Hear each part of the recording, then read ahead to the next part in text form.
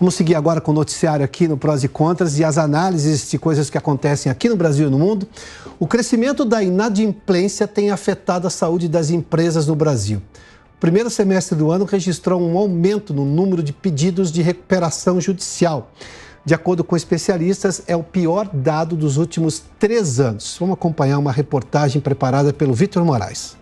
O primeiro semestre do ano registrou 593 pedidos de recuperação judicial, de acordo com o Serasa Experian, um crescimento de 52% em comparação com o mesmo período do ano passado.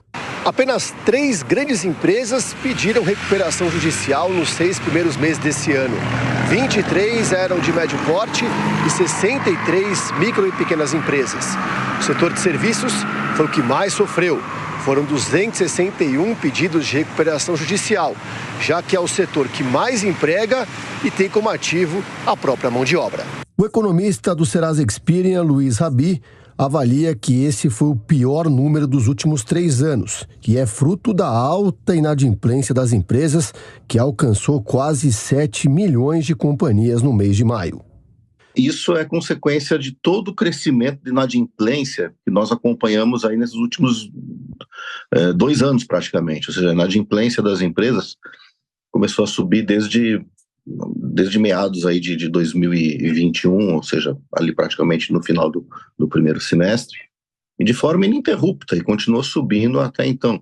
E na medida que as empresas vão acumulando uma quantidade cada vez maior de ocorrências ou de registros de inadimplência, ou seja, elas vão deixando de pagar cada vez mais credores, chega um momento em que as empresas acabam ficando praticamente na beira da insolvência por conta disso, né? Acumula uma quantidade enorme de dívidas, né? E não tem praticamente outra escapatória a não ser tentar um acordo na justiça através das recuperações judiciais.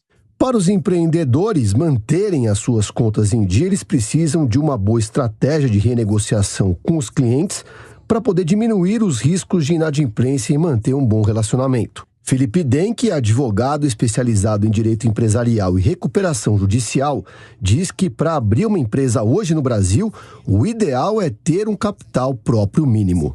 Se você não tiver a opção de ter um capital próprio, como acontece com muitos brasileiros, verificar, botar em vários bancos esse capital de giro inicial que você vai utilizar para abrir uma empresa. O sistema de franquia pode ser interessante.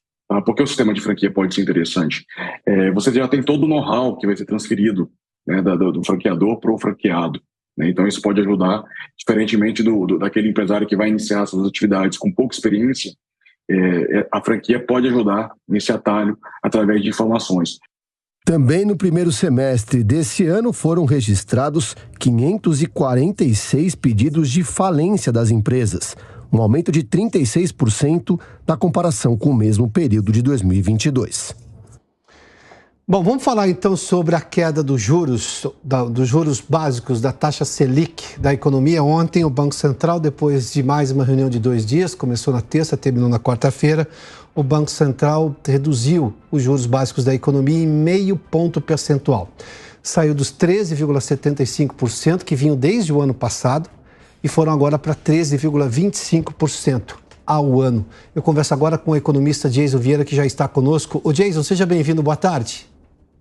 Boa tarde, Piotr. Obrigado pelo convite. Jason, é claro que todo um cenário político antecedeu, e eu não estou dizendo que influenciou, mas antecedeu essa decisão do Copom ontem. Você acha que foi uma decisão técnica, um meio ponto percentual, ou o 0,25 poderia ter sido melhor?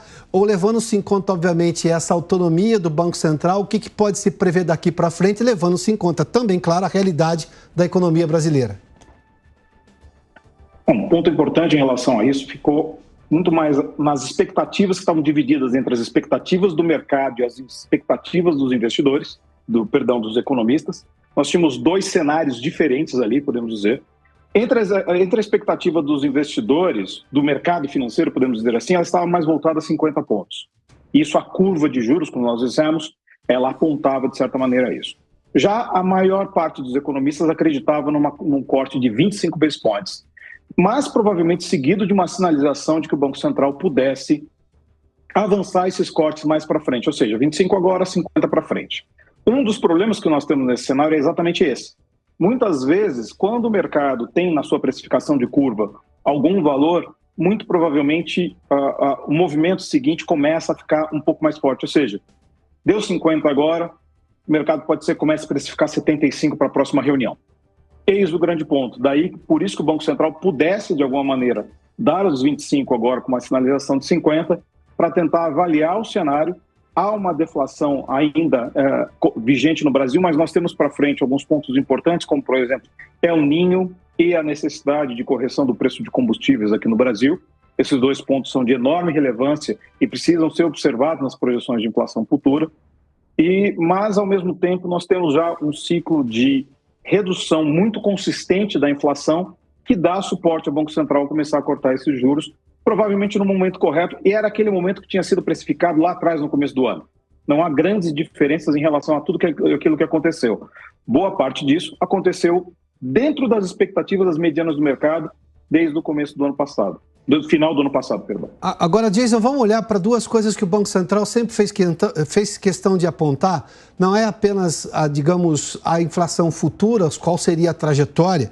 E aí eu preciso levar em conta de que base o Banco Central está partindo. Sim, eu tenho hoje uma inflação anualizada de 3,16 alguma coisa, mas ela bebe na fonte ainda, de meses do governo passado, onde teve 3 meses de deflação, de uma lógica de um governo que gastava menos do que arrecadava, tanto que terminou um superávit, se não me engano, 54 bilhões do ano passado, alguma coisa nesse sentido. Mas eu tenho nos primeiros meses desse ano 45 bi, se não me engano, acho que é isso, em torno disso, né, de déficit do atual governo. Ou seja, e sem contar que o arcabouço não é exatamente a oitava maravilha do mundo do ponto de vista de questão fiscal.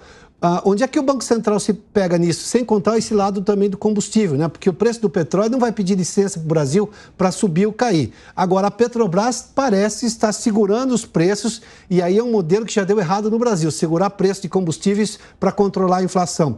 Quer dizer, qual é a base que o Banco Central está usando real para poder tomar essa decisão, que já tomou ou que pode vir a tomar na próxima reunião? Ele provavelmente está se utilizando, Copioto, da inflação futura, da projeção de inflação futura, que está na faixa, está acima dessa inflação acumulada agora, mas ainda está numa faixa considerada controlada por padrão brasileiro, ou seja, 4,07% é hoje a inflação projetada para os próximos 12 meses e daria esse alívio. Se a gente for levar em consideração a questão fiscal, se formos levar em consideração a mudança desses paradigmas, se formos contar os perigos em relação à questão inflacionária, muito provavelmente a cautela do Banco Central pudesse caber de alguma maneira ali. Mas o cenário é diferente.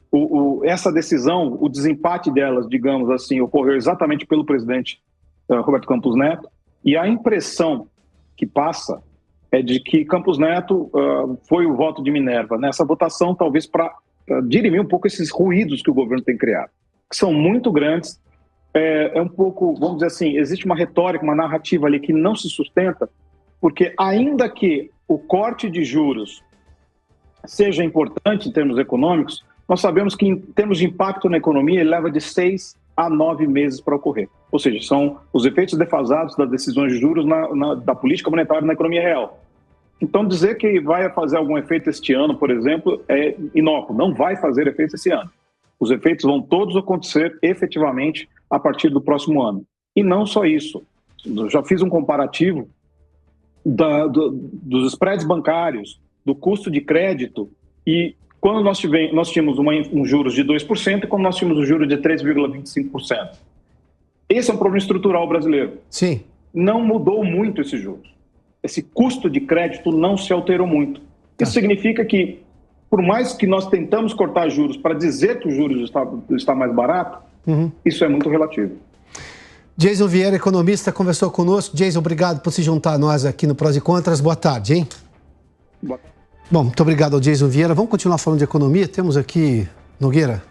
Luiz Arthur. Tudo bem, Piotr? Ô Nogueira, seja bem-vindo. Muito boa análise do Jason. Do Jason, da sua também. Ontem, você lembra que no encerramento do programa, eu disse que se eu fosse diretor do Banco Central, votaria por um corte de meio ponto, mas que eu achava que a maioria vencedora seria o 0,25. Eu confesso aqui, não tem porque eu achava que por uma questão de entendimento, pegando o Banco Central de hoje, para antes. Perfeito. Né? De tudo que ele escreveu nas atas recentes e tudo mais, que teria 0,25 ponto percentual. Não estou nem dizendo que era melhor, não é? Eu estou só analisando o histórico do Banco Central. Até por essa coisa que o Jason falou.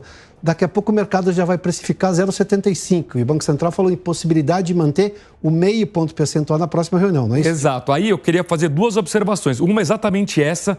Acho que o Banco Central foi muito claro no comunicado ontem, Piotr, dizendo que nas próximas reuniões a alta será de meio ponto. Eu não vejo... A queda, perfeito. A queda será de meio ponto percentual. Eu não vejo nenhuma chance de acelerar isso. Meio que já foi combinado internamente de que nós teremos 3 quedas de meio ponto percentual nas 3 reuniões que faltam neste ano. Ou seja, podemos prever que até o fim do ano a Selic estará em 11,75%. Agora, Piotr, tem uma questão muito importante que você levantou.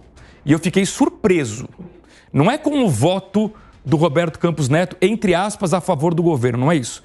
No comunicado, o Banco Central ignorou as questões de contas públicas. Eu estava lendo agora, de novo, relendo o comunicado, não há uma menção ao ajuste fiscal, não há uma menção ao arcabouço fiscal, não há uma menção ao déficit nas contas públicas, ou seja, é quase que um tiro no escuro. Isso me chamou a atenção. Concordo plenamente com você.